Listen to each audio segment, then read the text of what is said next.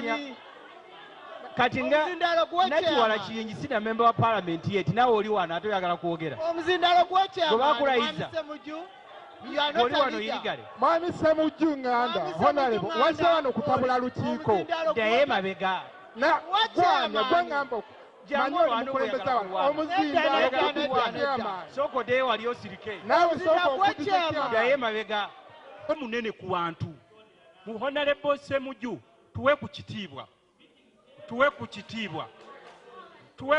honorable Ssemujju.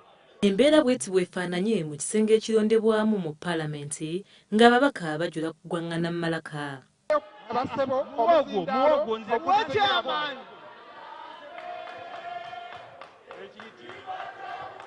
Kibadde kizibu okwawula akatale ko n'abakiise b'abantu mu mbeera. Mutuule Mwami Ssemujju alina ebigendererwa bye.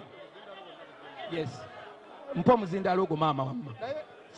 Mutuule abooluganda Ssemujju kye yabadde ayagala akimaze yatambula agende. Okusinziira ku ssemateeka wa kabondo kano obuyinza bwa Kiwanda bwakoma mu mwaka gwa 2013 kubanga ssemateeka amuwa emyaka 2 gyokka era nga kirudde nga kigambibwa nti Kiwanda ono yeeyongeza emyaka ne giwera 5 mu mbeera ey'akavuyo.